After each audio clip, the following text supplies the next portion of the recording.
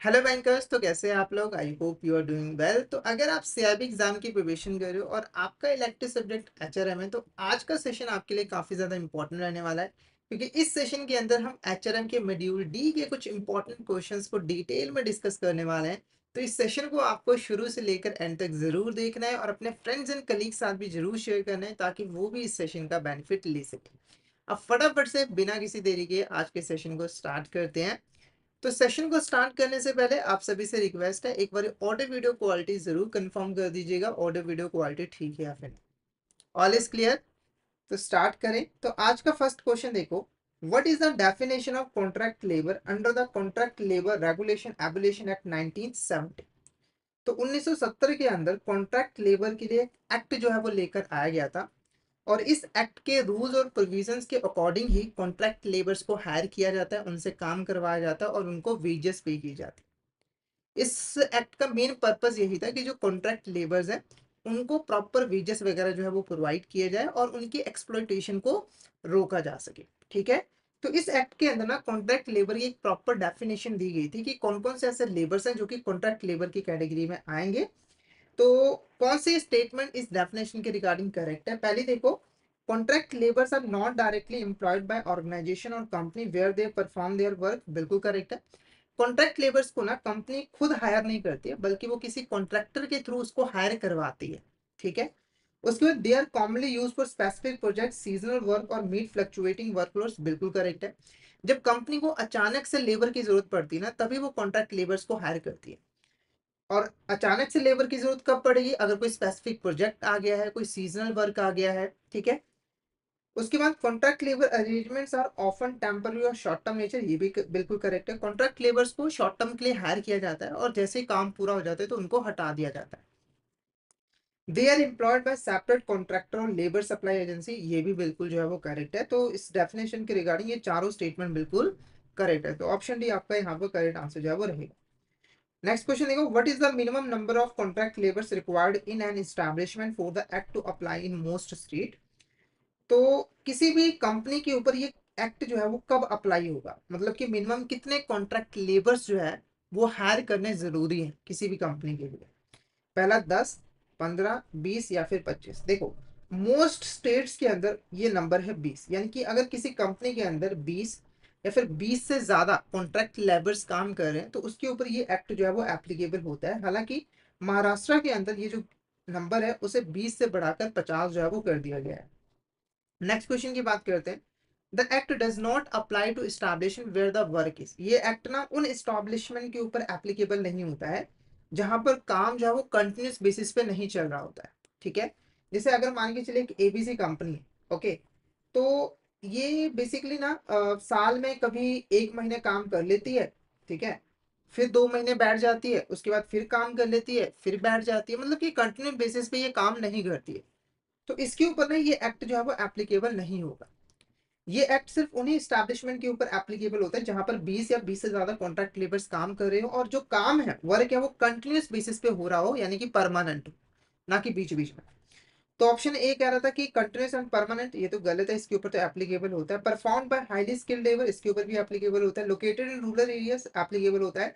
Not continuous permanent, बिल्कुल गलत है। इसके ऊपर एप्लीकेबल नहीं होता। अगर काम जो है वो कंटिन्यूस नहीं है, परमानेंट नहीं है, तो उसके ऊपर ये एक्ट एप्लीकेबल नहीं होगा। उसके बाद देखो, which of this statement is correct regarding the provision of contract labour regulation abolition act 1970। तो ये जो आपका एक्ट है, कॉन्ट्रैक्ट लेबर एक्ट, तो इसकी प्रोविजन के रिगार्डिंग कौन सी स्टेटमेंट जो है वो करेक्ट नहीं है? पहला देखो, principal employers must register the establishment under the act for employing contract labour. बिल्कुल करेक्ट है। अगर कोई कंपनी है वो कॉन्ट्रैक्ट लेबर हायर करना चाहती है या फिर किसी कॉन्ट्रैक्टर के थ्रू हायर करवाना चाहती है, तो उसे ना इस एक्ट के अंदर खुद को रजिस्टर करवाना पड़ेगा। और अगर किसी कंपनी के पास रजिस्ट्रेशन नहीं है या फिर उसकी रजिस्ट्रेशन को वापस ले लिया जाए, तो वो कॉन्ट्रैक्ट लेबर्स को हायर नहीं कर सकती, ना ही करवा सकती है। Wages must be paid by the contractor as per payment of wages act 1936। बिल्कुल करेक्ट है। देखो, वेजेस पे करने की जो रिस्पॉन्सिबिलिटी होती है, प्राइमरी रिस्पॉन्सिबिलिटी, वो कॉन्ट्रैक्टर की होती है, क्योंकि कंपनी का उन लेबर के साथ कुछ भी लेना देना नहीं होता है, बल्कि कंपनी जो है वो कॉन्ट्रैक्टर के साथ डील करती है। कंपनी कॉन्ट्रैक्टर को पैसा देती है, फिर कॉन्ट्रैक्टर ही लेबर को पैसा देती है, और कॉन्ट्रैक्टर की रिस्पॉन्सिबिलिटी बनती है कि उसे पेमेंट ऑफ वेजेस एक्ट 1936 के अकॉर्डिंग जो है वो वेजेस पे करे। अगर कॉन्ट्रैक्टर ऐसा नहीं करता, यानी कि वो वेजेस पे नहीं करता है, तो जो प्रिंसिपल एम्प्लॉयर है उसे यहाँ पर अनपेड वेजेस जो है वो पे करनी पड़ेगी लेबर को। Contract labour can be hired through a contractor with और without the knowledge of principal employer. तो ये भी बिल्कुल करेक्ट है कि कॉन्ट्रैक्ट लेबर को कॉन्ट्रैक्टर अपनी मर्जी से हायर कर सकता है कंपनी के लिए, यानी कि उसे परमिशन लेने की जरूरत नहीं है और जरूरी नहीं है कि एम्प्लॉयर को उसके बारे में पता ही हो। तो ये सारी स्टेटमेंट बिल्कुल करेक्ट है, option D is a correct answer, option D is a correct answer. इसके अलावा कुछ और इंपॉर्टेंट प्रोविजंस होती है, जैसे कि जो कॉन्ट्रैक्ट लेबर्स हैं उनको प्रॉपर वर्किंग कंडीशन प्रोवाइड करना, ये कंपनी की रिस्पॉन्सिबिलिटी जो है वो बनती है। नेक्स्ट क्वेश्चन देखो, what is the primary purpose of Bombay shops and establishment act 1948। तो एक हमारा एक्ट है Bombay shops and establishment act 1948। तो इसका प्राइमरी पर्पस क्या है? तो देखो, आपने कई बार देखा होगा कि बहुत सारी ऐसी शॉप्स होती हैं जहां पर छोटू काम कर रहे होते हैं, मतलब उनका नाम छोटू होता है पर वो बड़े होते हैं। जिसे आपने नॉर्मल कई बार देखा हो, होटल्स के अंदर, रेस्टोरेंट्स के अंदर बहुत सारे लोग जो है वो काम करते हैं, ठीक है। और वहां पर ना कोई वर्किंग आवर भी फिक्स वगैरह नहीं होता है, रात भर रात भर जो है वो काम करते रहते हैं और होटल वाले लोग उससे काम करवाते रहते हैं, उनका एक्सप्लॉइटेशन करते हैं, ठीक है। और प्रॉपर वेजेस भी नहीं पे करते, मतलब सब ऐसा नहीं करते, कुछ की बात मैं यहाँ पर जो है वो कर रहा हूँ। तो इसीलिए ये एक्ट जो है वो लेकर आया गया था, ताकि ये जो शॉप्स हैं या फिर जो कमर्शियल इस्टेब्लिशमेंट है वहां पर जो वर्किंग है उसे जो है वो रेगुलेट किया जा सके, ठीक है। तो प्राइमरी पर्पस क्या था? ऑप्शन डी आपका करेक्ट आंसर रहेगा, यानी कि जो शॉप्स हैं, कमर्शियल इस्टेब्लिशमेंट है, वहां पर जो वर्किंग कंडीशंस है उनको रेगुलेट करना, यही प्राइमरी पर्पस था Bombay shops and establishment act. यानी कि जो आपके लोग काम करते हैं शॉप्स या फिर कमर्शियल इस्टेब्लिशमेंट के अंदर, उनको प्रॉपर फैसिलिटीज जो है वो प्रोवाइड करवाना, प्रॉपर वेजेस जो है वो प्रोवाइड करना। जिसमें मैं आपको एक रियल लाइफ एग्जांपल देता हूँ कि अभी भी जहां मैं रहता हूँ वहां पर शॉप्स में क्या है कि महीने में सिर्फ एक छुट्टी होती है। वैसे नॉर्मली आप बैंकों में चाहे काम करते हो या फिर आप कहीं और भी काम करते हो तो हफ्ते में एक छुट्टी होती है ना, पर शॉप्स के अंदर अभी भी एक महीने के अंदर सिर्फ एक छुट्टी होती है, लास्ट संडे के दिन। तो तो ऐसी चीजों को रोकने के लिए ही इस एक्ट को जो है वो लेकर आया गया था। अभी आगे हम इसके प्रोविजंस के बारे में पढ़ेंगे तो आपको और अच्छे तरीके से क्लियर जो है वो हो जाएगा। देखो, जितने भी एक्ट्स लेकर आए जाते हैं वो किस लिए लेकर आए जाते हैं कि जो लेबर वगैरह है उनकी वेलफेयर की जाए, उनकी एक्सप्लॉइटेशन को रोका जा सके, ठीक है। तो बॉम्बे शॉप एस्टैब्लिशमेंट एक्ट का पर्पस था कि शॉप्स और कमर्शियल एस्टैब्लिशमेंट के अंदर वर्किंग कंडीशन को रेगुलेट किया जाए और लोगों को प्रॉपर वेजेस वगैरह जो है वो प्रोवाइड किया जाए, ठीक है। उसके बाद नेक्स्ट क्वेश्चन देखो, which of the following establishment is not covered under the Bombay shop establishment act 1948। तो ये जो आपका बॉम्बे शॉप एस्टैब्लिशमेंट एक्ट 1948 है, इसके अंदर कौन सी एस्टैब्लिशमेंट कवर नहीं होती है, जिसके ऊपर ये एक्ट एप्लीकेबल नहीं होता है? पहला, शॉप्स, होटल्स, फैक्ट्रीज और रेस्टोरेंट्स। फटाफट से बताइए इस क्वेश्चन का करेक्ट आंसर क्या होगा? क्या होगा इस क्वेश्चन का करेक्ट आंसर? फटाफट से चार बॉक्स में बताइए। तो इस क्वेश्चन का जो करेक्ट आंसर रहेगा वो रहेगा ऑप्शन सी, फैक्ट्रीज का करेक्ट आंसर। क्योंकि देखो, फैक्ट्रीज के लिए एक अलग से फैक्ट्रीज एक्ट जो है वो लेकर आया आया गया है और वो उसके ऊपर एप्लीकेबल होता है। बाकी शॉप्स, होटल्स और रेस्टोरेंट, उसके ऊपर ये एक्ट जो है वो एप्लीकेबल होता है। नेक्स्ट बात करते हैं, which of the following statement is true about employees work hours and the Bombay shop establishment act 1948। ठीक है। तो बॉम्बे शॉप एस्टैब्लिशमेंट एक्ट 1948 की प्रोविजंस के रिगार्डिंग कौन सी स्टेटमेंट करेक्ट है? ठीक है। पहले देखो, employee should not be required to work more than 9 hours in a day and 48 hours in a week. यानी कि जो एम्प्लॉय है, जो इन होटल्स या फिर रेस्टोरेंट में काम करता है, वो दिन में मैक्सिमम 9 घंटे ही काम करेगा, उससे ज्यादा उससे काम नहीं करवाया जा सकता, और एक वीक के अंदर 48 आवर्स। पर मैं आपको बताऊं कि शॉप्स के अंदर लोग 12-12 घंटे जो है वो काम करवाते हैं, सुबह 8 से लेकर शाम के 8 बजे तक, ठीक है। उसके बाद employees are allowed to work 6 hours extra in each week and 6 days in year for preparation of account stock taking. बिल्कुल करेक्ट है कि एम्प्लॉयज से एक्स्ट्रा काम करवाया जा सकता है, पर हर वीक के अंदर 6 घंटे मैक्सिमम, ठीक है। और पूरे साल के अंदर 6 डेज मैक्सिमम, ठीक है। और ये जो एक्स्ट्रा काम करवाया जाएगा वो सिर्फ अकाउंट स्टॉक टेकिंग से रिलेटेड होगा और कोई नहीं होगा। उसके बाद ये ना जो एक्ट है वो रेस्ट इंटरवल को भी मैंडेट करता है, यानी कि मिनिमम 5 घंटे में एक रेस्ट इंटरवल होना चाहिए, 1 घंटे का, 1 आवर का। यानी कि कोई भी बंदा लगातार 12 घंटे काम नहीं करेगा, यानी कि लगातार वो सिर्फ 5 घंटे ही काम करेगा, उसके बाद उसको एक एक एक घंटे का मिनिमम रेस्ट इंटरवल देना जरूरी है। उसके बाद every commercial establishment must be remain closed on one day of the week, employees are entitled to their wages for that day. ये भी बिल्कुल करेक्ट है कि जितने भी कमर्शियल एस्टैब्लिशमेंट है उनको कम से कम एम्प्लॉयज को एक हफ्ते के अंदर एक छुट्टी देनी होगी और उसके वेजेस भी पे करने होंगे। तो ये भी बिल्कुल करेक्ट है। तो ऑप्शन डी आपका करेक्ट आंसर है। यानी कि वर्क आवर्स से रिलेटेड ये जो प्रोविजंस थे बॉम्बे शॉप एस्टैब्लिशमेंट एक्ट, उसके रिगार्डिंग सभी स्टेटमेंट्स बिल्कुल ट्रू है। तो इससे आपको एक आइडिया हो गया होगा कि इन एस्टैब्लिशमेंट के अंदर अगर कोई बंदा काम करता है तो वो मैक्सिमम कितना काम जो है वो करेगा। ठीक है, नेक्स्ट क्वेश्चन की अगर हम बात करें, the trade union act 1926 is a significant piece of legislation in India that govern the formation, operation, regulation of trade unions. What is the primary objective of Trade Union Act 1926? सबसे पहले ना मैं आपको यहाँ पर ट्रेड यूनियन समझाना चाहूंगा कि ये ट्रेड यूनियन क्या होता है। देखो, जैसे एक फैक्ट्री मान लीजिए, एक फैक्ट्री, ठीक है, तो इसके अंदर बहुत सारे वर्कर्स काम करते हैं और यहाँ पर हमारे एम्प्लॉयर्स, ठीक है, जो कि काम करवाते हैं। अब मान के चलो कि एम्प्लॉयर ने कोई ऐसा नियम बनाया जो कि वर्कर्स को अच्छा नहीं लगा। अब वर्कर्स ना अकेले अकेले जा रहे हैं एम्प्लॉयर के पास और कह रहे हैं कि हमें ये नियम अच्छा नहीं लगा, इसको प्लीज चेंज करिए, जैसे कि वर्किंग आवर्स बढ़ा दिया वगैरह वगैरह। अब सिंगल सिंगल वर्कर जब जाएगा तो एम्प्लॉयर उसकी बात को नहीं सुनेगा और बोलेगा कि अगर आपको नहीं चाहिए तो आप काम छोड़कर चले जाइए।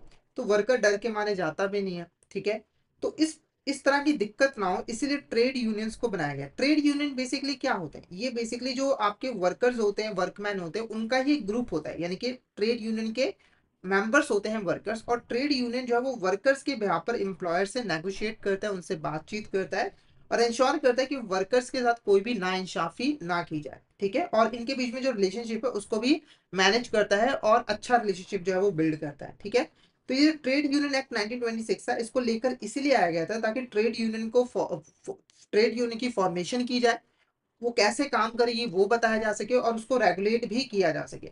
तो ट्रेड यूनियन एक्ट 1926 का प्राइमरी ऑब्जेक्टिव क्या था? पहला, जो एम्प्लॉयमेंट कॉन्ट्रैक्ट है एम्प्लॉयर्स और एम्प्लॉयज के बीच में उसको रेगुलेट करना, या फिर जो ट्रेड यूनियन है उनको रजिस्ट्रेशन प्रोवाइड करना और उन्हें एक लीगल स्टेटस प्रोवाइड करना, या फिर यहाँ पे जो वेजेस पे किए जाते हैं वर्कर्स को वेरियस इंडस्ट्रीज के अंदर उनको कंट्रोल करना, या फिर सेफ्टी स्टैंडर्ड्स को एनफोर्स करना वर्क प्लेस के अंदर।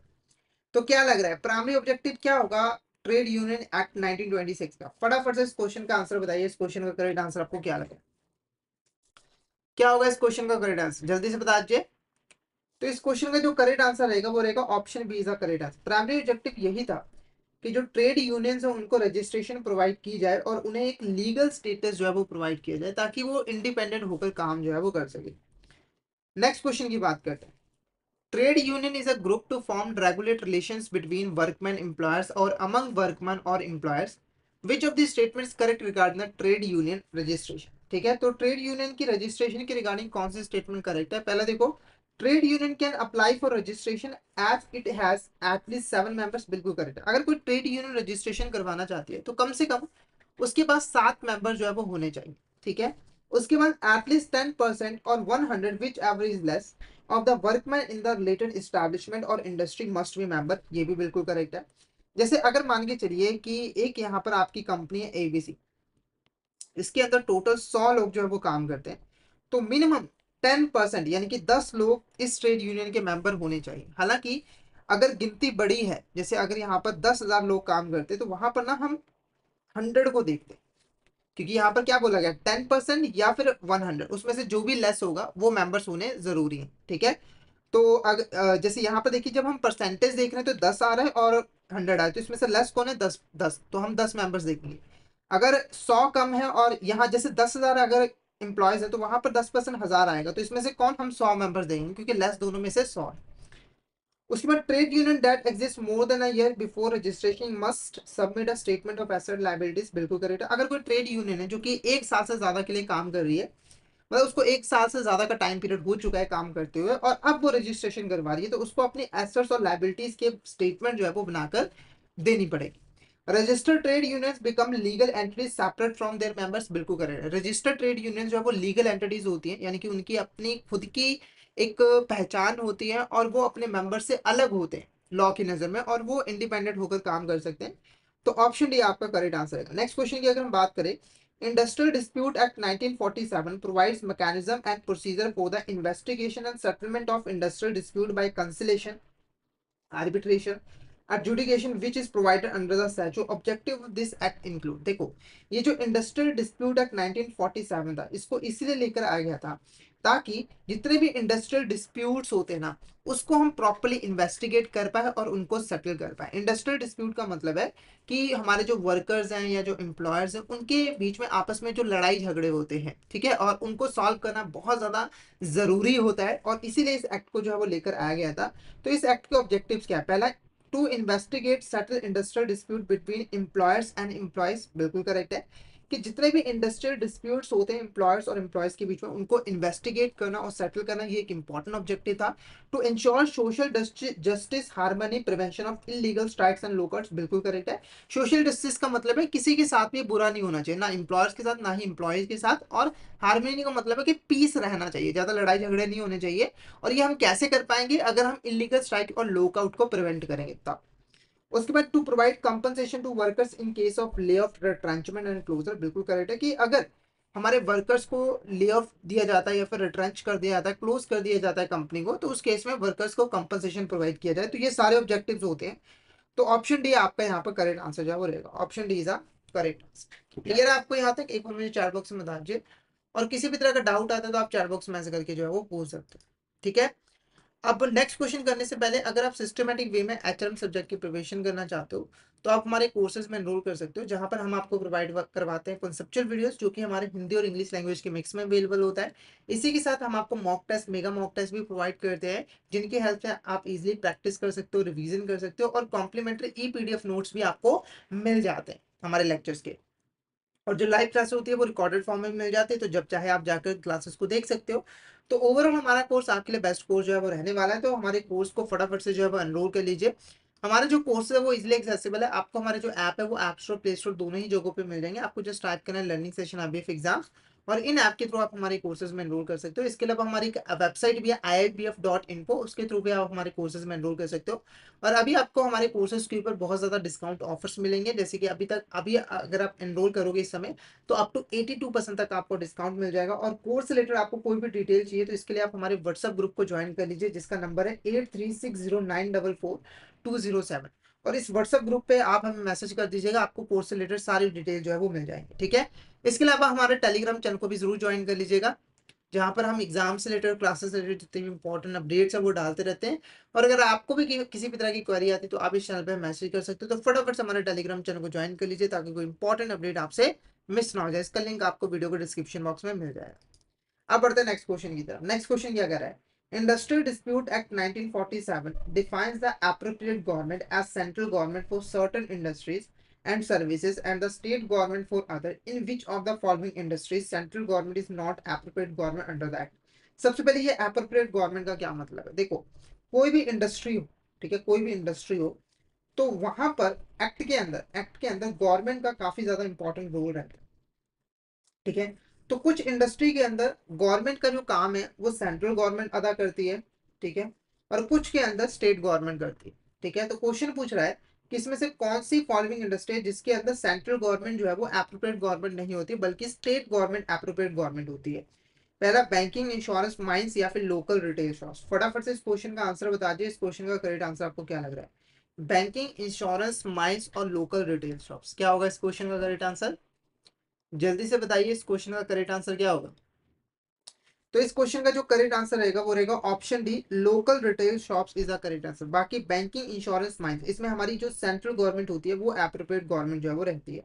उसके बाद देखो, under industrial dispute act 1947 workman refers to any person including apprentice engage in skilled और unskilled manual, supervisory, operational, technical, clerical work for hire और reward. Certain categories are excluded such as. देखो, industrial dispute act के अंदर workman की एक proper definition दी गई है। Workman के अंदर कोई भी पर्सन आ जाता है जो कि किसी भी तरीके से स्किल्ड या फिर अनस्किल्ड काम जो है वो कर रहा होता है, चाहे वो मैनुअल तरीके से कर रहा है, चाहे वो सुपरवाइजरी कैपेसिटी के अंदर कर रहा है, और ये काम वो हायर और रिफॉर्ड के लिए जो है वो कर रहा है। हालांकि कुछ कैटेगरीज को हम वर्कमैन की कैटेगरी में नहीं डालते हैं। वो कौन सी कैटेगरीज है? पहला, military law, police service, managerial roles, या फिर सुपरवाइजरी लॉ। फटाफट से बताइए। कि कौन सी ऐसी कैटेगरीज हैं जो कि वर्कमैन की कैटेगरीज में नहीं आती है under the industrial dispute act 1947। क्या होगा इसका करेक्ट आंसर, जल्दी से बताइए। तो इसका जो करेक्ट आंसर रहेगा वो ऑप्शन डी रहेगा। ठीक है, तो आपका जो मिलिट्री लॉ है, पुलिस सर्विस है, मैनेजरियल रोल्स हैं, वो आपके वर्कमैन की कैटेगरी में नहीं आएंगे। और सुपरवाइजरी रोल्स सारे नहीं आते, बल्कि अगर इनकी जो एक जो वेजेस है वो एक स्पेसिफाइड लिमिट से अबव हो जाती है, तब ये एक्सक्लूड कर दिए जाते हैं वर्कमैन की कैटेगरी के अंदर। और अगर वेजेस लिमिट के अंदर रहती हैं तो वो वर्कमैन की कैटेगरी के अंदर ही रहते हैं। उसके बाद देखो, under the industrial dispute act 1947 A work committee must be formed establishment with, देखो वर्क वर्क कमेटी यहाँ पर क्या है, देखो तो अगर कोई भी यहाँ पर एस्टैब्लिशमेंट है जहां पर 100 या 100 से ज्यादा वर्कमैन काम करते हैं ना, तो वहां पर कंपल्सरी एक वर्क कमेटी जो है वो बनानी पड़ती है। अब ये वर्क कमेटी क्या है, तो ये कमेटी ना एम्प्लॉयज और एम्प्लॉयर दोनों को रिप्रेजेंट करती है। इसीलिए इस कमेटी के अंदर equal number of representative workman के होते हैं और एम्प्लॉयर्स के होते हैं। और मैक्सिमम जो मेंबर हो सकते हैं इस कमेटी के वो 20 होंगे, यानी कि मैक्सिमम 10 लोग जो है वो एम्प्लॉय के रिप्रेजेंटेटिव होंगे और मैक्सिमम 10 लोग जो है वो वर्कमैन के रिप्रेजेंटेटिव होंगे, और वो साथ में बैठकर नेगोशिएशन वगैरह करेंगे। नेक्स्ट क्वेश्चन की अगर हम बात करें, industrial relation code 2020 has which has been notified by the government of India via its official gazette notification number 60 dated 29 September 2020, it subsumed three major central laws namely। ठीक है, तो देखो 2020 के अंदर ना एक यहाँ पर कोड जो है वो लेकर आया गया था जिसका नाम था इंडस्ट्रियल रिलेशन कोड। इसके अंदर ना थ्री मेन सेंट्रल लॉज जिनको सेंट्रल गवर्नमेंट ने पास किया था उनको सबस्यूम कर दिया गया था, कंबाइन करके एक कोड जो है वो बना दिया गया था। ठीक है, तो वो तीन लॉज कौन से हैं, पहला इंडस्ट्रियल डिस्प्यूट एक्ट 1947, या फिर ट्रेड यूनियन एक्ट 1926, या फिर industrial employment standing order act 1947 और 46, और द फैक्ट्रीज एक्ट 1948। फटाफट से इस क्वेश्चन का आंसर बताइए। इस क्वेश्चन का करेक्ट आंसर आपको क्या लग रहा है, क्या होगा इस क्वेश्चन का करेक्ट आंसर। तो इसका करेक्ट आंसर रहेगा industrial dispute act 1947, trade union act 1926 और industrial employment standing order act 1946। इन तीनों को सबस्यूम कर कर आपका इंडस्ट्रियल रिलेशन कोड 2020 जो है वो बना दिया गया था। तो करेक्ट आंसर क्या रहेगा, तो यहाँ पर ऑप्शन गलत है, इसको हम तीन, option C is the correct answer. Okay, next question की बात करते हैं, which of the following statement is true about the definition of worker under the industrial relation code 2022। तो इंडस्ट्रियल रिलेशन कोड के अंदर ना जो वर्कर की डेफिनेशन थी उसको एक्सपैंड कर दिया गया था, उसके अंदर कुछ और कैटेगरी को भी इंक्लूड कर लिया गया था। वो कौन से थे, पहला definition of worker has been expanded to include working journalist, sales promotion employees as per specific act, बिल्कुल करेक्ट है कि वर्कर की डेफिनेशन के अंदर हमने वर्किंग जर्नलिस्ट और सेल्स प्रमोशन एम्प्लॉयज को भी इंक्लूड कर लिया था। Person employed in supervisory capacity earning less than 18,000 per month और any amount notified by the central government are now considered the workers, बिल्कुल करेक्ट है। अगर कोई सुपरवाइजर है जिसकी जो सैलरी है वो 18,000 पर मंथ से कम है, तो वो भी वर्कर के अंदर ही आएगा। उसके बाद it only consider employees earning less than 18,000 per month as worker, तो ये गलत है। तो ऑप्शन डी आपका यहाँ पर करेक्ट आंसर जो है वो रहेगा, option D is a correct answer. ठीक है, नेक्स्ट क्वेश्चन की बात करते हैं, the applicability threshold for the labour dispute regulation act 1947, the labour relation bill 2019 was initially set as establishment employing 100 or more employees. The industrial relation code 2020 has raised this threshold। देखो पहले ये जो threshold थी कि किन organisations के ऊपर ये जो आपके एक्ट हैं लेबर डिस्प्यूट एक्ट 1947 एप्लीकेबल होंगे, वो है 100 एम्प्लॉयज या फिर उससे ज्यादा। पर जो आपका इंडस्ट्रियल रिलेशन कोड 2020 है उसके अंदर इसको बढ़ाकर 300 एम्प्लॉयज है वो कर दिया गया था। यानी कि इंडस्ट्रियल रिलेशन कोड उन एस्टैब्लिशमेंट के ऊपर एप्लीकेबल होता है जहां पर एम्प्लॉयज की गिनती 300 या 300 से ज्यादा की होती है। तो ऑप्शन सी आपका यहाँ पर करेक्ट आंसर जो है वो रहेगा। नेक्स्ट क्वेश्चन की तरफ अगर हम बढ़े, the industrial relation code 2020 provides a new concept for negotiating trade unions or negotiating councils in an industrial company according to stated provisions। ठीक है, तो देखो आपके जो ट्रेड यूनियन है वो बेसिकली नेगोशिएशन करते हैं एम्प्लॉयज के बिहाफ पर एम्प्लॉयर के साथ। तो वो नेगोशिएटिंग कैसे की जाएगी उसके रिगार्डिंग एक प्रॉपर प्रोविजन जो है वो दी गई है इंडस्ट्रियल रिलेशन कोड 2020 के अकॉर्डिंग। तो उस प्रोविजन के अकॉर्डिंग अगर यहाँ पर सिर्फ एक यूनियन है पूरी इंडस्ट्रियल कंपनी के अंदर, तो जो एम्प्लॉयर है वो ऑटोमेटिकली उस यूनियन को सोल बार्गेनिंग यूनियन जो है वो मान लेगा वर्कर्स के लिए, यानी कि वही यूनियन वर्कर्स के बिहाफ पर एम्प्लॉयर के साथ बातचीत करेगी। तो ये बिल्कुल करेक्ट है। जैसे एक एबीसी कंपनी है उसके अंदर एक यहाँ पर एक्स ट्रेड यूनियन है, एक ही है, तो सारे के एम्प्लॉयज वर्कर्स इसी के मेंबर होंगे, तो ऑब्वियसली बात है यही जो है वो कंपनी के साथ नेगोशिएटिंग करेगी। उसके बाद अगर यहाँ पर मल्टीपल यूनियंस प्रेजेंट है, जैसे कि मान के चले इस कंपनी के अंदर XYZ 3 यहाँ पर इंडस्ट्रियल ट्रेड यूनियंस है, तो उस केस में क्या होगा? उस केस में जो इंडस्ट्रियल कंपनी है वो देखेगी कि किस ट्रेड यूनियन के पास एटलीस्ट 51% एम्प्लॉयज का सपोर्ट है। जैसे मान के चलिए कि एक्स ट्रेड यूनियन के पास 52% एम्प्लॉयज का सपोर्ट है, इसके पास जो है वो 40 इसके पास जो है वो 40% का है, और बाकी जो 8% बच गए हैं वो इसके पास है, ठीक है, जेड के पास है। तो उस केस में ये जो होगी वो यहाँ पर बार्गेनिंग पावर रखती होगी और ये एम्प्लॉयज के यहाँ पर बार्गेनिंग करेगी, तो ये भी बिल्कुल करेक्ट है। उसके बाद अगर मान के चले कि ट्रेड यूनियंस है और उन्होंने, अगर मल्टीपल ट्रेड यूनियंस है और किसी भी ट्रेड यूनियन के पास 51% एम्प्लॉयज का सपोर्ट नहीं है, तो उस केस में क्या होगा? उस केस में एक नेगोशिएटिंग काउंसिल जो है वो बनाई जाएगी। क्या बनाई जाएगी? नेगोशिएटिंग काउंसिल बनाई जाएगी। तो ये भी बिल्कुल करेक्ट है। जैसे एग्जांपल के मान के चले कि इसके पास 40% का सपोर्ट है, इसके पास 30% का है और इसके पास आपका 30% है, तो इसने 50, किसी भी ट्रेड यूनियन 51% का क्राइटेरिया फुलफिल नहीं किया है, तो उस केस में एक यहाँ पर नेगोशिएटिंग काउंसिल बनाई जाएगी। और इस नेगोशिएटिंग काउंसिल के अंदर ना आपके ये जो ट्रेड यूनियन है इन्हीं के members as a representative appoint किए जाएंगे। तो ऐसी ट्रेड यूनियंस जिनके पास एटलीस्ट 20% का सपोर्ट है, तो वो यहाँ पर इस काउंसिल के रिप्रेजेंटेटिव जो है वो बन सकते हैं। हर 20% के लिए एक रिप्रेजेंटेटिव अपॉइंट किया जाएगा, यानी कि एक्स के केस में इस ट्रेड यूनियन के 2 बंदे एज अ रिप्रेजेंटेटिव अपॉइंट किए जाएंगे नेगोशिएटिंग काउंसिल के अंदर, और इसके वाई के लिए एक और जेड के लिए भी एक, क्योंकि इनके पास टोटल 30% ही है, ठीक है। तो ये सारी यहाँ पर जो है वो बिल्कुल करेक्ट है। फिर ये जो नेगोशिएटिंग काउंसिल है वो साथ में मिलकर जो है वो एम्प्लॉयर से नेगोशिएटिंग जो है वो करेंगी। तो आई होप आपको ये अच्छे तरीके से क्लियर जो है वो हो गया होगा।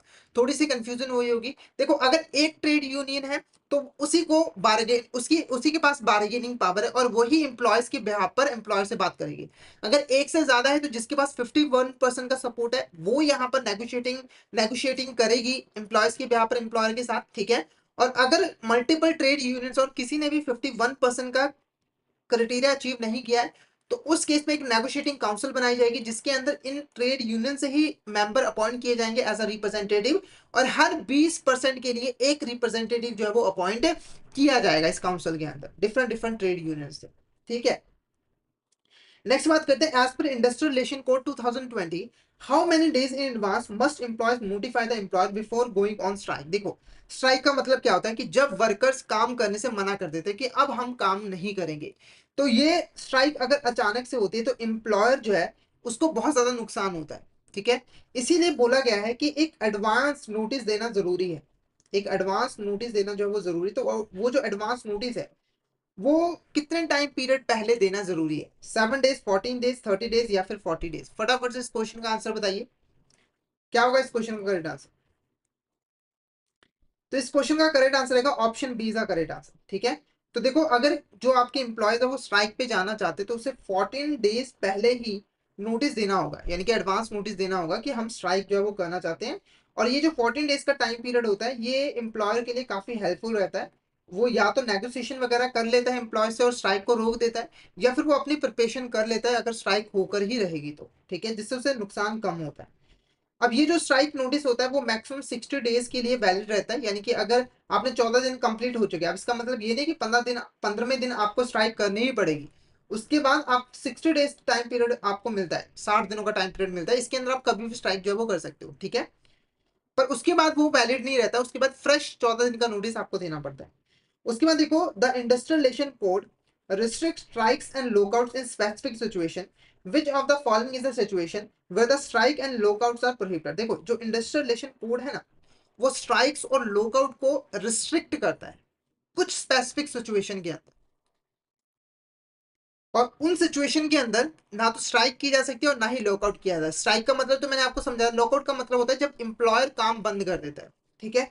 तो पहले देखो, strikes and lockouts are prohibited during the advance notice period of 14 days, बिल्कुल करेक्ट है। देखो, स्ट्राइक करनी है 14 दिन का एडवांस नोटिस दो, लॉकआउट करना है तब भी 14 दिन का एडवांस नोटिस दो, और वो जो एडवांस नोटिस पीरियड है 14 दिन का उसके अंदर ना तो स्ट्राइक की जा सकती है ना ही लॉकआउट किया जा सकता है।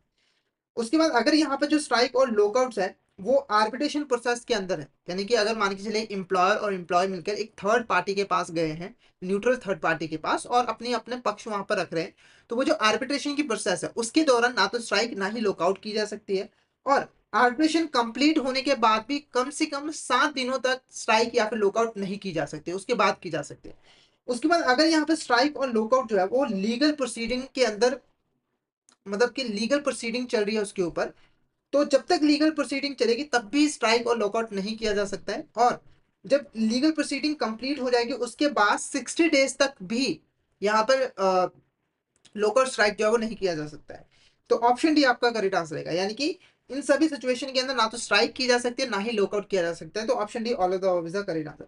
नेक्स्ट क्वेश्चन की बात करते हैं। Under the industrial relation code what is the time frame for employees to report any strike और lockout to the relevant government authority and the arbitration officer. देखो, इंडस्ट्रियल रिलेशन कोड के अंदर जैसे ही किसी एम्प्लॉयर को किसी भी स्ट्राइक का नोटिस आता है या फिर उसे भनक लगती है कि स्ट्राइक होने वाली है, या फिर अगर एम्प्लॉयर जो है वो लॉकआउट करना चाहता है, तो उसे ना मिनिमम टाइम पीरियड के अंदर गवर्नमेंट अथॉरिटी को, रेलेवेंट गवर्नमेंट अथॉरिटी को या फिर आर्बिट्रेशन ऑफिसर को नोटिस देना जरूरी है, उनको बताना जरूरी है कि स्ट्राइक होने वाली है या फिर मैं लॉकआउट करने वाला। तो वो टाइम पीरियड कितना है मिनिमम, विद इन 24 आवर्स या फिर विद इन 3 डेज या फिर विद इन 5 डेज या फिर विद इन 7 डेज। फटाफट से इस क्वेश्चन का आंसर बताइए, इस क्वेश्चन का करेक्ट आंसर आपको क्या लग रहा है, क्या होगा इस क्वेश्चन का करेक्ट आंसर? फटाफट से चार बॉक्स में बताइए इस क्वेश्चन का करेक्ट आंसर आपको क्या लग रहा है। ऑप्शन ए होगा, ऑप्शन बी होगा, ऑप्शन सी होगा या फिर ऑप्शन डी होगा? फटाफट से इस क्वेश्चन का आंसर बताइए, इस क्वेश्चन का करेक्ट आंसर क्या होगा, क्या होगा इस क्वेश्चन का करेक्ट आंसर? नहीं पता? नहीं पता तो मैं बताता हूं, वो है option C, within 5 days. Within 5 days का नोटिस देना जरूरी है।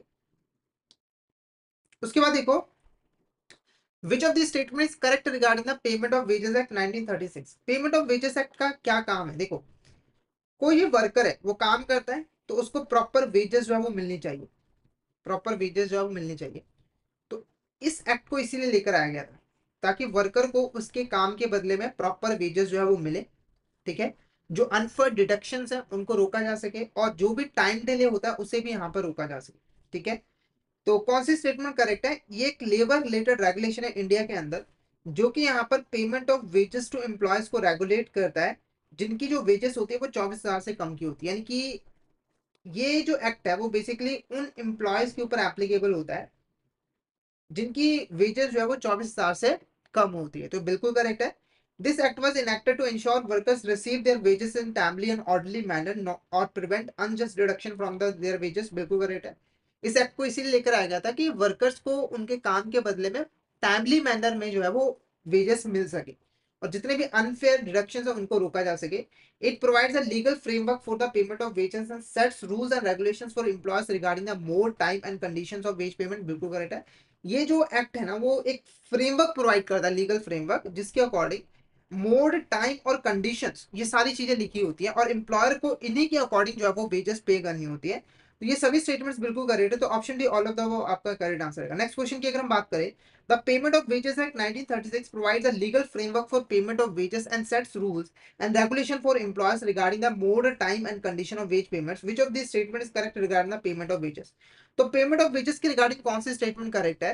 पहले देखो, in organization with less than 1000 employees wages must be paid within 7 days after the wage period. बिल्कुल करेक्ट है। देखो देखो, अगर कोई ऑर्गेनाइजेशन है जहां पर 1000 एम्प्लॉयज से कम एम्प्लॉयज जो है वो काम करते हैं, तो वहां पर जैसे ही वेज पीरियड ओवर हुआ, जैसे कि अगर एक 30 महीने के बाद वेजेस पे किया जाता है, तो जैसे ही 30 दिन पूरे हो जाएंगे, 30 दिन पूरे होने के बाद 7 दिनों के अंदर अंदर में वेजेस की पेमेंट करनी जरूरी है। और अगर एम्प्लॉयज की गिनती 1000 से ज्यादा है तो वहां पर जो वेजेस है वो 10 दिनों के अंदर में पे जो है वो किया जाना चाहिए। तो ये भी बिल्कुल करेक्ट है। और नॉर्मली जो पेमेंट की जाती है वो करेंसी नोट्स के अंदर जो है वो की जाती है, पर पेमेंट जो है हम चेक के थ्रू भी कर सकते हैं, या फिर हम डायरेक्टली एम्प्लॉय के अकाउंट में पैसा जो है वो क्रेडिट भी करवा सकते हैं।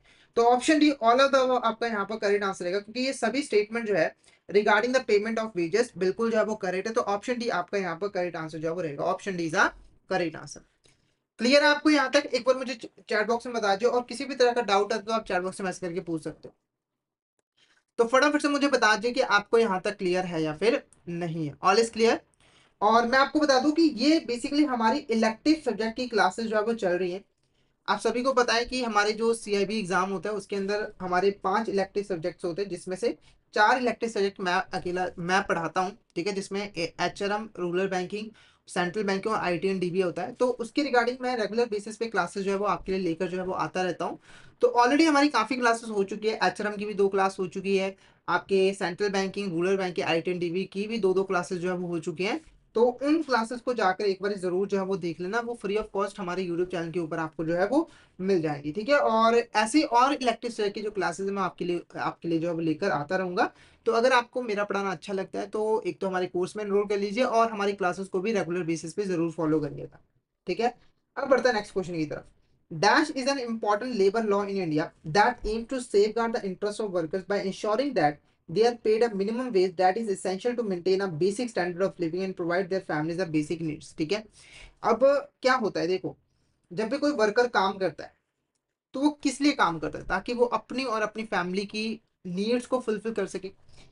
तो देखो, हर वर्कर को ना एक मिनिमम वेजेस मिलनी चाहिए, जिससे कि वो अपनी कम से कम जो बेसिक नीड्स है उसको फुलफिल कर पाए। जैसे कि वो अपने बच्चों को स्कूल भेज पाए, ठीक है, अपने बच्चों को हॉस्पिटल, बीमार पड़ने पर दवाई दिलवा पाए, भूख लगने पे रोटी जो है वो खिला पाए, कपड़े जो है वो दिलवा पाए, ठीक है। तो इन सभी नीड को फुलफिल करने के लिए एक मिनिमम वेज का होना जरूरी है, ठीक है।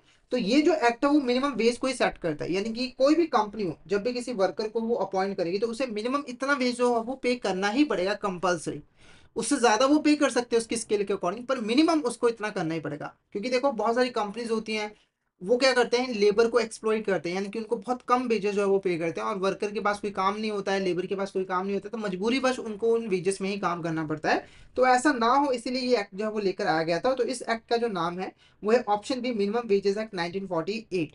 इस एक्ट के अकॉर्डिंग वर्कर्स को एक मिनिमम वेजेस जो है वो पे करना कंपलसरी होता है कंपनीज के लिए। नेक्स्ट क्वेश्चन की अगर हम बात करें, under the payment of bonus act 1965 employees वो salary wages do not exceed 21,000 per month, which of the following is true regarding the bonus eligibility. देखो, पेमेंट ऑफ बोनस एक्ट 1965 क्या है, देखो, कोई भी वर्कर जो है वो किसी कंपनी के लिए काम करता है, ठीक है। तो कंपनी जब प्रॉफिट कमाती है, अच्छा प्रॉफिट कमाती है, तो कंपनी का भी तो रिस्पॉन्सिबिलिटी बनती है ना कि प्रॉफिट का कुछ हिस्सा वो वर्कर को दे, बोनस की फॉर्म में। जैसे दिवाली पे हर किसी को बोनस यहाँ पर मिलता है। किस लिए मिलता है, क्योंकि आपने पूरा साल अच्छे से काम किया, कंपनी ने प्रॉफिट कमाया, तो आपको बोनस जो है वो मिल गया। हालांकि कुछ ऑर्गेनाइजेशन के अंदर बोनस वगैरह नहीं मिलता है, ठीक है। तो ऐसी ऑर्गेनाइजेशन जहां पर बोनस नहीं मिलता है, उनको थोड़ा सा आप कह सकते हैं कि बोलने के लिए कि आप भी बोनस यहाँ पर पे करो, ये एक्ट जो है वो लेकर आ गया। क्योंकि इस एक्ट के अकॉर्डिंग कंपल्सरी ऑर्गेनाइजेशन को बोनस पे करना ही पड़ता है, यानी कि उनकी मर्जी नहीं है, ठीक है। तो ये जो एक्ट है ना, वो बेसिकली ऐसे एम्प्लॉयज जिनकी जो सैलरी वेजेस है वो 21,000 से ज्यादा नहीं होते, उनके ऊपर एप्लीकेबल होता है, यानी कि उनको वो बोनस जो है वो दिलवाता है। तो बोनस के लिए एलिजिबल होने के लिए एम्प्लॉय को कुछ कंडीशंस फुलफिल करनी पड़ती है। सबसे पहले, उसकी जो सैलरी और वेजेस है वो 21,000 से कम होनी चाहिए। दूसरा, कि उन्होंने मिनिमम 30 दिनों तक काम किया होना चाहिए। जैसे अगर कोई एम्प्लॉय है, उसने सिर्फ 5 दिन का काम किया और बोला कि मुझे यहाँ पर बोनस चाहिए, तो नहीं, ऐसा नहीं। कम से कम उसे 30 दिनों तक काम जो है वो करना जो है वो जरूरी है, ठीक है। तो ऑप्शन ए आपका यहाँ पर करेक्ट आंसर है। अगर कोई एम्प्लॉय है, उसकी जो सैलरी और वेजेस है वो 21,000 से कम है और उसने एस्टैब्लिशमेंट के अंदर मिनिमम 30 दिनों तक काम किया होगा, तो वो बोनस के लिए एलिजिबल है, यानी कि उसको बोनस मिलना ही मिलना है, कंपल्सरी कंपनी को वो पे करना ही पड़ेगा। नेक्स्ट क्वेश्चन की बात करें, according to payment of bonus act 1965 what is the minimum bonus percentage that employer must pay to employees, ठीक है। तो ये जो एक्ट है 1965 का, इसके अंदर ना मिनिमम बोनस परसेंटेज भी बता दी गई है कि मिनिमम कितना बोनस जो है वो पे करना पड़ेगा एम्प्लॉयर को एम्प्लॉय को। पहला देखो, 5% कह रहा है, 8.33% कह रहा है, 10% या फिर 12% कह रहा है। तो आप इसका आंसर बताइए, जब तक मैं थोड़ा आपको और समझा देता हूँ। तो देखो, मैक्सिमम और मिनिमम बोनस रेट दिया हुआ है। सबसे पहले जो ये बोनस दिया जाता है वो सैलरी के बेसिस के ऊपर दिया जाता है, ठीक है। तो जो मिनिमम परसेंटेज है वो है 8.33%, यानी कि आपकी जो सैलरी, जैसे आपकी सैलरी मान के चले 10,000 रुपये, तो इसका 8.33%, ठीक है, मिनिमम परसेंटेज है। इतने तो आपको बोनस यहाँ पर मिलेगा। जैसे अगर हम 10,000 का 8.33% जो है वो निकाले, तो ये 833 रुपये होता है, ठीक है। तो आपको मिनिमम इतना बोनस जो है वो मिलेगा ही मिलेगा। हालांकि हम एक और चीज देखते हैं, वो देखते हैं 100, यानी कि आपका 833 और जो आपका 100 है, इसमें से जो भी हायर होगा ना वो आपको बोनस मिलेगा। तो 833 ज्यादा है तो आपको 833 रुपए का बोनस जो है वो मिलेगा। हालांकि जो मैक्सिमम बोनस रेट फिक्स किया गया है वो है 20%, यानी कि आपको जो मैक्सिमम बोनस मिल सकता है वो 20% तक का ही मिल सकता है, उससे ज्यादा बोनस जो है वो नहीं मिलेगा। ठीक है, उसके बाद अगर हम बोनस पेमेंट पीरियड की बात करें, बोनस पेमेंट पीरियड का मतलब है कि कितने टाइम पीरियड में आपको बोनस मिल जाना होगा। जैसे मान के चलिए कोई एम्प्लॉय वो कह रहा है कि मेरा बोनस, तो एम्प्लॉयर कह रहा है कि दे देंगे, क्या हो जाता है, फिर वो चला गया, फिर एक महीने बाद आता है कि सर मेरा बोनस वो कह रहा है दे देंगे, और ऐसे करते करते 5 साल गुजर गए। तो ऐसा नहीं होना चाहिए, क्योंकि यहाँ पर एक पेमेंट पीरियड दिया गया है, वो कितना है, जैसे ही अकाउंटिंग ईयर क्लोज हुआ उसके 8 महीनों के अंदर अंदर में बोनस पे करना कंपलसरी, जैसे अकाउंटिंग पीरियड आपका जो है वो खत्म हुआ है। ठीक है, नेक्स्ट क्वेश्चन की तरफ बढ़ते हैं। What is the main objective of equal remuneration act 1976? तो इक्वल रेम्युनरेशन एक्ट 1966 जो है वो लेकर आया गया था, इसका मेन ऑब्जेक्टिव क्या है? तो देखो एक चीज मैं आपको बता दूं कि एक मैन हो या फिर एक वुमन हो, ठीक है, एक सिंपल सा रूल है कि अगर मैन और वुमन सेम काम करेंगे तो उन्हें सेम पैसा मिलना चाहिए। जैसे अगर एक मैन है वो मैनेजर और एक वुमेन है वो भी यहाँ पर मैनेजर है, और वो सेम लेवल का काम जो है वो करते हैं, यानी कि ये भी 100 एम्प्लॉयज को मैनेज करता है, ये भी 100 एम्प्लॉयज को मैनेज करते हैं, तो सिंपल रूल कहता है कि इसे भी सेम पैसा मिलेगा और इसे भी सेम पैसा मिलेगा। यानी कि अगर मैन और वुमेन इक्वल वर्क परफॉर्म करते हैं तो उन्हें इक्वल पेमेंट भी की जाएगी, यानी कि कोई भी डिस्क्रिमिनेशन नहीं की जाएगी।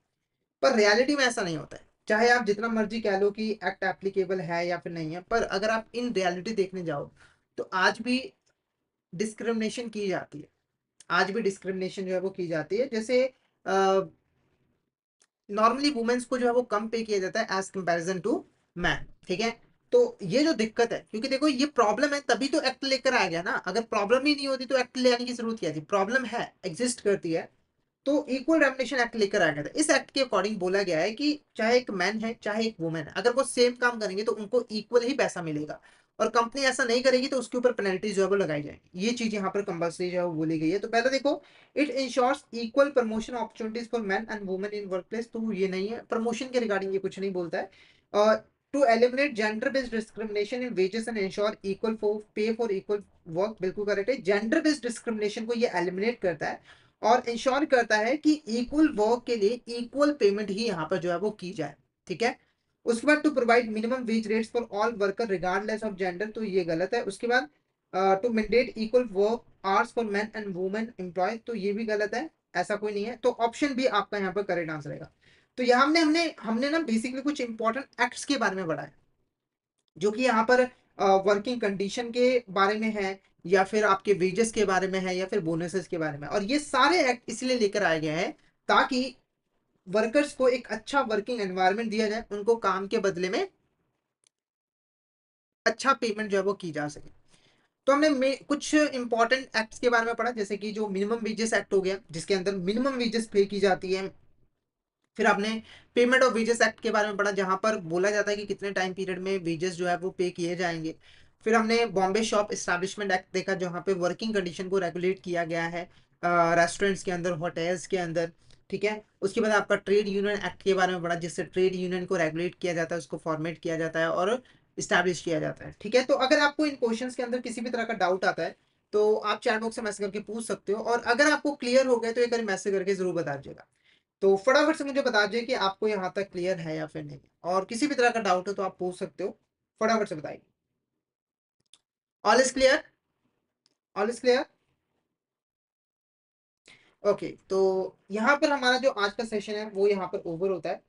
तो सेशन को खत्म करने से पहले एक बार मैं आपको बता दूं कि अगर आप एचआरएम की अच्छे तरीके से प्रिपरेशन करना चाहते हो, क्योंकि देखो ये क्लास तो आपके लिए हेल्पफुल होगी, पर अगर आप फर्स्ट अटेम्प्ट के अंदर अपने एग्जाम क्लियर करना चाहते हो तो आपको हमारे कोर्सेज की जरूरत पड़ने वाली है, क्योंकि कोर्सेज के अंदर एचआरएम का सारा सिलेबस जो है वो कंसेप्चुअल वीडियोस की फॉर्म में आपको मिल जाता है, और प्रैक्टिस के लिए आपको mock test, mega mock test भी मिल जाते हैं, और कॉम्प्लीमेंट्री ई पीडीएफ नोट्स भी मिल जाते हैं, जिससे आपकी प्रिपरेशन ए टू जेड हो जाती है बिना किसी दिक्कत के, बहुत ही कम टाइम में, क्योंकि वीडियोस की ड्यूरेशन काफी कम होती है, हमने ज्यादा लेंथी वीडियोस नहीं बनाई है, जितनी जरूरत है उतनी ही बनाई है।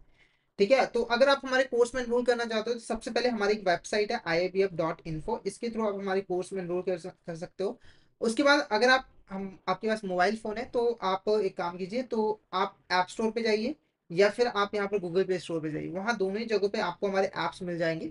उसके थ्रू आप हमारे कोर्स में एनरोल कर लीजिएगा। नाम मैं आपको यहाँ पर बताता हूँ, नाम क्या है। गूगल प्ले स्टोर पे आपका नाम है लर्निंग सेशन आईबीएफ एग्जाम्स, और ऐप स्टोर पे आपका नाम है लर्निंग सेशन आईबीएफ, ठीक है।